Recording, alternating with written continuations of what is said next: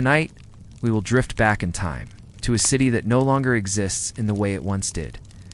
A city of narrow wooden streets, of crowded homes leaning over cobbled lanes, of markets humming with trade, and of hearths glowing late into the night. This was London in the year 1666, a place that would soon be transformed by one of the most famous disasters in English history, the Great Fire. But before the flames took hold, before the wind carried sparks across rooftops, there was another London. London alive with ordinary people. Merchants and apprentices, washerwomen and bakers, noblemen and paupers alike. All pressing against the walls of a city that had grown too tight for its own skin. This is not a tale of alarm or panic. Instead, it is a slow walk through history. So, let us begin. Imagine yourself stepping into London in the middle of the 17th century. The air is thick, not with the sharp smoke of modern engines, but with a mixture of wood smoke, dampness, and the ever-present scent of humanity living closely together. Narrow lanes wind between crooked houses, most of them built from timber, patched and repatched over decades. The upper floors lean outward, so that on many streets the buildings almost seem to touch overhead, letting in only slivers of sky. The city was alive, yes, but it was also fragile. You, walking there, would find it a difficult place to survive.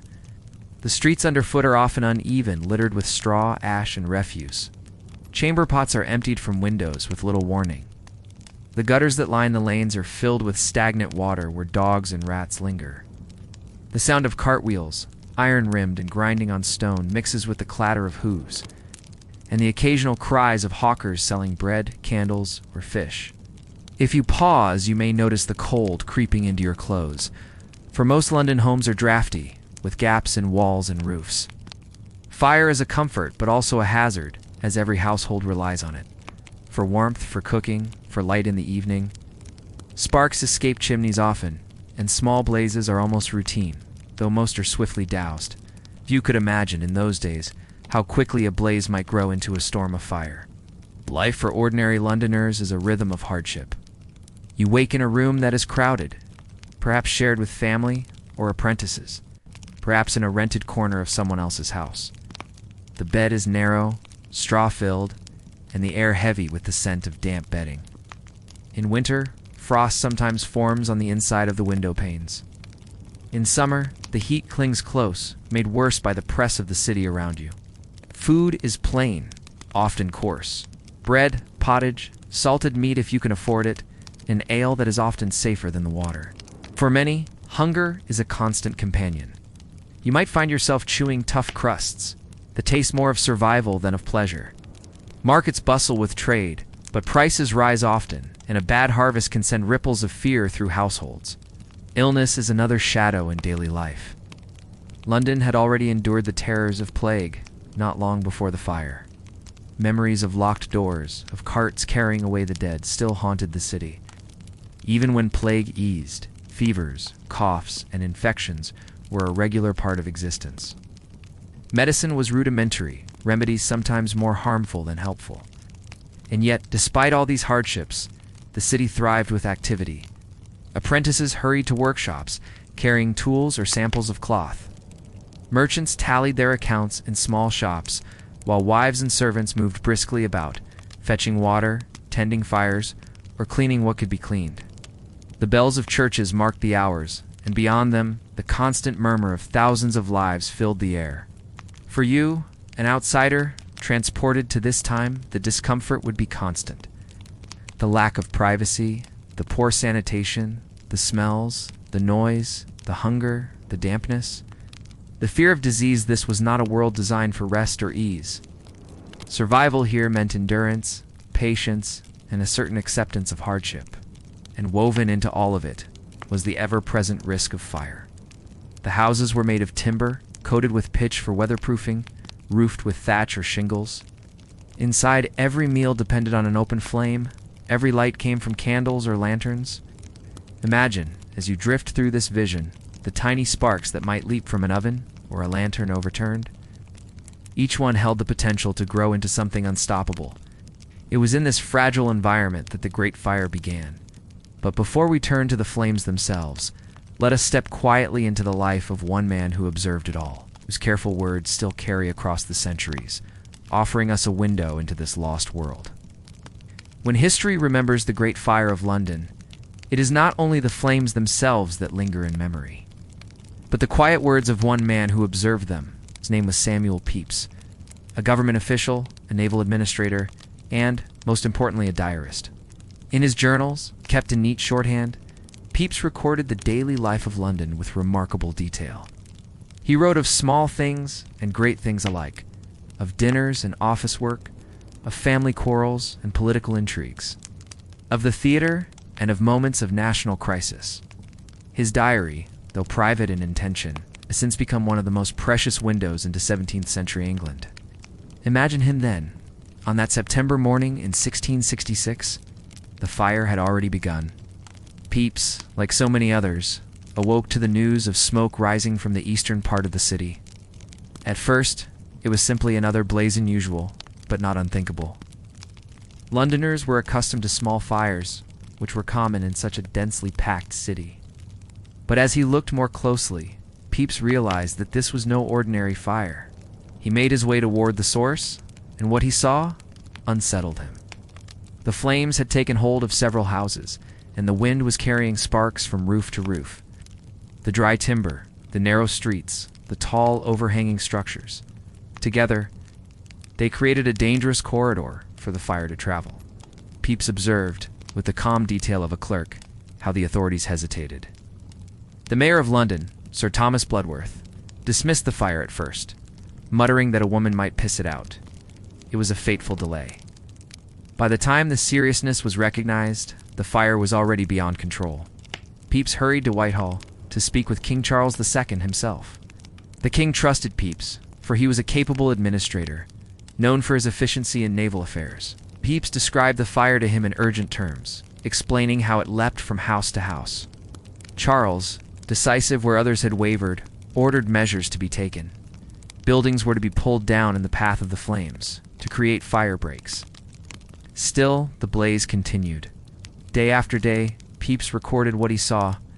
He described whole parishes vanishing into smoke and ash, churches crumbling, and thousands of people fleeing with bundles of their belongings piled onto carts or carried on their backs. The streets were choked with families, their faces smudged with soot, their voices weary with fear.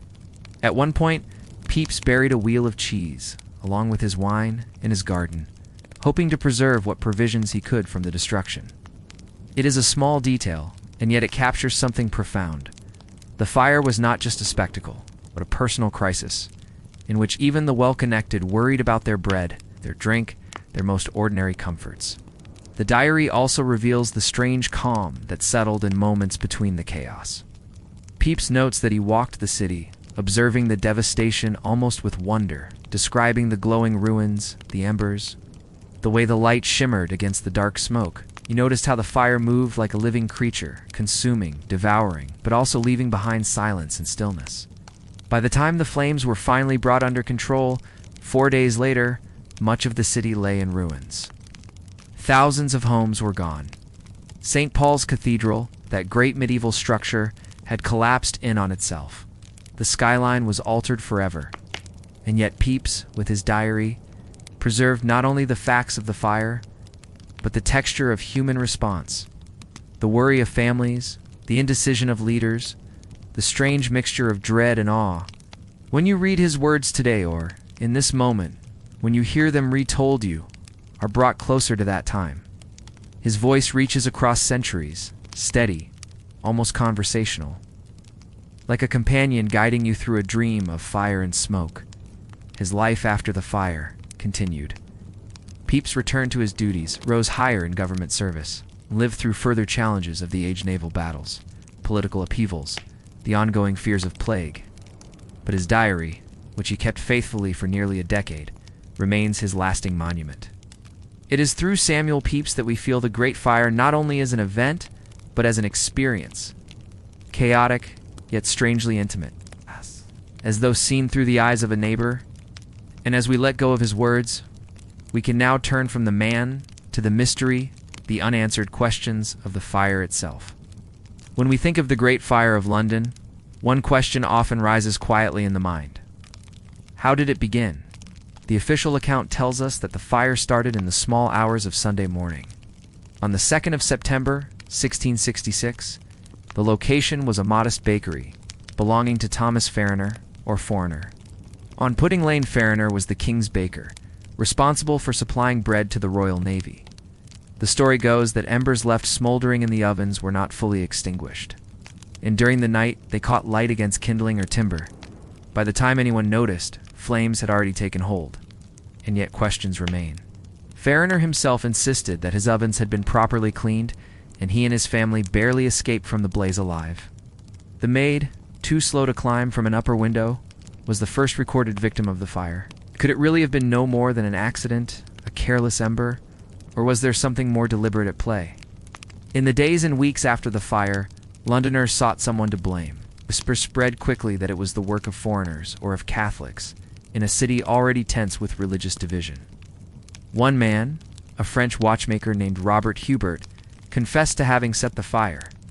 His story changed repeatedly under questioning, and historians now agree that he could not have been responsible, for he was not even in London at the time it began. Still, he was executed for the crime, a scapegoat chosen to soothe a frightened populace. The fire's true beginning, therefore, remains uncertain. Was it really Fariner's bakery? Or did sparks fly from a neighbor's chimney? Or did careless storage of hay or pitch near the ovens make the house especially vulnerable? The truth is hidden in the ash. As you imagine the narrow lanes of 17th century London, it becomes easier to see how fragile the city was, how easily a spark might have spread. Houses were built close together, with wooden beams coated in tar to keep out the damp. Roofs of pitch or thatch caught light with ease. Inside, candles and lanterns burned through the evening, and every kitchen had its open flame. Archaeology has added quiet details to this picture. Excavations in London have revealed scorched layers of soil, beneath which lie the remains of pottery, tools, and household items that once belonged to those who fled. Fragments of charred timber, fused glass, and melted lead speak silently of heat so intense that entire homes vanished into rubble within hours. These traces confirm what eyewitnesses described. The fire was not simply a blaze, but an overwhelming storm of flame. And still, the mystery lingers. Was it truly an accident of timing and carelessness?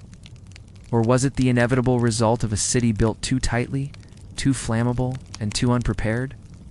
In the calm of hindsight, we can imagine that the answer is both simple and complex.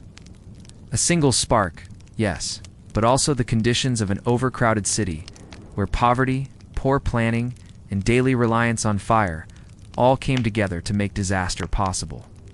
What we know for certain is that the fire consumed 87 churches, more than 13,000 houses, and countless shops and businesses. The great medieval cathedral of St. Paul's, with its massive timber roof, collapsed into embers. The heart of the city, where merchants traded and officials governed, was left in ruins. And yet the mystery of its exact beginning continues to fascinate, a reminder of how fragile even the greatest cities can be. As the fire died away and smoke settled into the air, London faced another question: how to rebuild, and who would guide that transformation. But before we turn to that story of power and reconstruction, let us pause for a gentler contrast. Let us step away from the ordinary, from the crowded streets and fragile houses, and instead look upward toward the world of the elites, who lived with comforts unimaginable to most. While ordinary Londoners faced hunger, cramped dwellings, and the ever-present risks of fire and disease, there was another world within the same city. A world of high ceilings, candlelit banquets, and polished silver. The world of the Stuart court. In 1666, the reigning monarch was Charles II, known sometimes as the Merry Monarch. He had restored the throne only a few years earlier. After the turmoil of civil war and the stern austerity of Oliver Cromwell's rule, his court was famed for its liveliness, its elegance, and its indulgence. Imagine, if you will, leaving the soot and timber of the city streets and stepping through the gates of Whitehall Palace. Here, the air is different, still touched by smoke from the fire in the distance. but perfumed as well, with herbs strewn across the floors and fragrances carried by courtiers. The rooms are expansive, decorated with tapestries, velvet drapes, and portraits framed in gilded wood. Servants move quietly, attending to every detail. Candles are lit in great numbers, creating a soft glow that flickers against carved ceilings. Musicians play gently in the background, lutes, viols, harpsichords, weaving their steady tones into the hum of conversation. At the royal table, meals are a display of abundance. While most Londoners subsist on bread, pottage, and ale, here there are dishes of roasted meats, sauces flavored with imported spices, and fruits brought from abroad. Plates of sugared almonds, jellies, and pies are served with ceremony. Silver goblets are filled with wine, and toasts are made in measured voices. This was not merely about eating, it was a performance of power. To be seated in the king's presence was itself a privilege, a signal of favor. To share in the rituals of dining was to affirm one's place in a carefully arranged hierarchy. Even the clothing marked distinction. Rich silks, lace collars, and embroidered doublets, contrasting sharply with the rough wool and plain linen of the city's poor. Charles II himself was known for his charm, his wit, and his fondness for company. He kept a circle of favorites, mistresses, and companions, and his court was filled with talk of theater, fashion, and politics. While Londoners outside were occupied with hauling water or salvaging belongings, inside the palace, courtiers debated poetry, music, and the intrigues of diplomacy. And yet, the fire could not be entirely ignored. From Whitehall, the smoke could be seen rising into the sky. The king himself, far from detached, walked among the streets during the fire, directing efforts to create fire breaks. He was more hands-on than many might expect of a monarch, and Pepys himself noted how impressed he was with the king's energy. Still, once the blaze was subdued, life in the palace resumed its rhythm, with feasts and entertainments continuing much as before. This contrast, the weary apprentice hauling buckets of water, and the nobleman reclining in a velvet chair, captures the divided nature of Stuart London. One city, but two realities. One of daily struggle and survival, another of glittering luxury and display. To the ordinary Londoner, the court may have seemed like another world altogether, almost unreachable. But in truth, they were bound together. The labor of the many sustained the splendor of the few. The fires that threatened the poor also threatened the palaces. And when the city burned, even kings could not turn away from the devastation. As the embers cooled, plans for rebuilding began. Architects, merchants, and leaders argued over what the new London should be. Wide streets were proposed, stone houses recommended in place of timber. St. Paul's Cathedral would be rebuilt. It's grander than before, under the design of Sir Christopher Wren. The city would rise again, altered but alive. And so the story of the Great Fire is not only one of destruction, it is also a story of resilience, of renewal, and of the stark contrasts that defined life in the 17th century. And so, the fire that began as a spark in a bakery on Pudding Lane became one of the most remembered disasters in London's history. It consumed churches, homes, and markets, reshaping the very heart of the city. It left thousands without shelter, altered the skyline, and demanded that London imagine itself anew. Through the eyes of ordinary people, we have glimpsed the hardships of life before the fire-crowded rooms, smoky air, hunger, and constant uncertainty. Through the diary of Samuel Pepys, we have followed the flames themselves, seen the city in motion, and felt the quiet human details preserved in his words. Through the lingering mysteries, we have considered how such a catastrophe could arise from such simple beginnings, and how quickly a city could be undone. And through the halls of the Stuart court, we have stepped into a different rhythm of life altogether. One of luxury, ceremony, and splendor, so distant from the narrow lanes that fed the fire's hunger. Today, London is rebuilt, its streets wider, its buildings taller, its skyline filled with structures the 17th century could never have imagined. Yet, beneath those streets, fragments of the old city remain. Layers of ash, shards of pottery, and scorched stone, all silent witnesses to the fire that once swept across the capital. As you rest now, you might allow yourself to reflect on the resilience of the people who lived through such times. They endured hunger, disease, and disaster, yet they rebuilt.